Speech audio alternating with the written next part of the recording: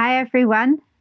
As we move towards the autumn in the UK, the nights are closing in and it won't be that long before the clocks change. So if you weren't already walking in the dark, you could well be soon. And I thought in this video we'd have a look at what you can do to stay safe at this time of year and through the winter.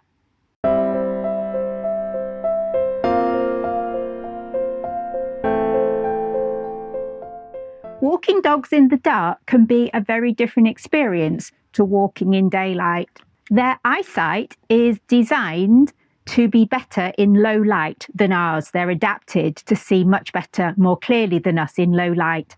Their eye acts to reflect the available light inwards, so they are able to see things that we might not otherwise notice.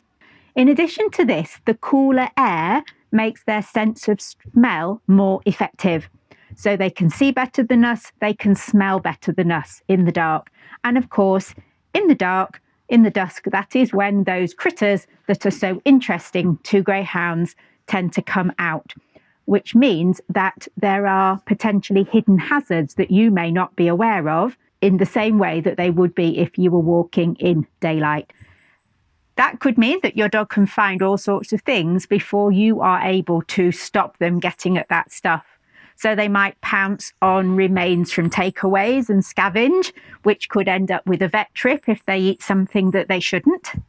They might go lunging into bushes after a cat or a mouse that they think they've found in there. There's also that hidden pleasure of potentially treading in poop that other people haven't picked up.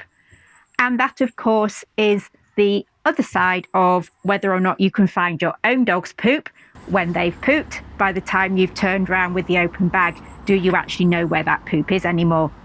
In addition to the hazards that you might find of that sort, there is the risk, of course, of fireworks or other sudden noises, which dogs like Daisy would find very upsetting if they happen when she's out on a walk in the dark.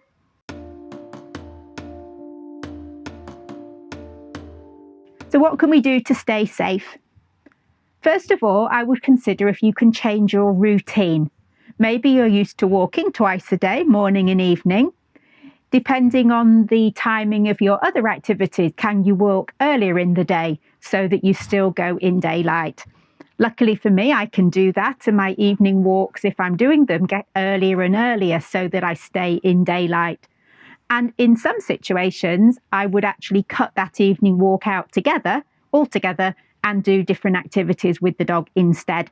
I would also think about the route that you take. In the daytime, it would be lovely to walk across playing fields, to go across the park, to go down footpaths.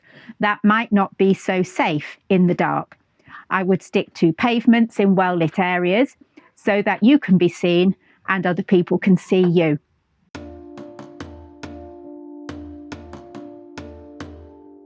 And talking about being seen, it pays to wear something reflective. We can think about a nice flash jacket for you to wear. I think that cost me about £12, not a great deal of money. And we can think about flash jackets for the dogs to wear. I actually made 2 of these by cutting up one extra large flash jacket intended for a human, because I found that it was quite hard to find something that would fit a greyhound. So I have 2 of these for the price of one, effectively, and a little bit of sewing.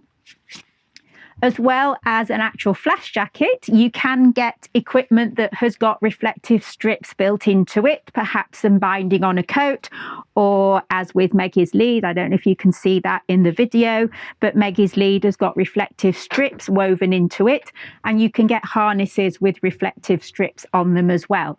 So that's something else to consider. We can also think about lights. You can get lights to put on the dog. This is an example of a light that would go on their collar. I haven't found these terribly successful because my dogs are typically wearing coats when it's dark and the light tends to disappear inside the coat. So this type of light that goes on the dog has not been my first choice. However, we could also consider lights for us. So we have my very stylish hat with the head torch in it. I'm not going to switch that on because that will blind you. Yes, Daisy, there's the torch hat. Yes, hey, it's a good girl. This is perfect for looking for poo in dark places. And if you don't want to have a hat with a light on it, then there's always a good old-fashioned torch. You could have a big one like this, or you could have a little one on your key ring. But something to help you be seen and see other people is very helpful when you're out walking in the dark. The other thing to think about is if the worst happens and your dog does get away from you because something startles them, do check that their collar tag is up to date. And of course, their microchip details are up to date. So if they do get away from you because of a panic, then the people who find them can reunite your pet. That's all for today. I hope that's been helpful with some little tips to help you with walking in the dark. We'll be back again soon with more videos for you. Bye for now. Look out for new videos every Monday, and why not subscribe so you don't miss out?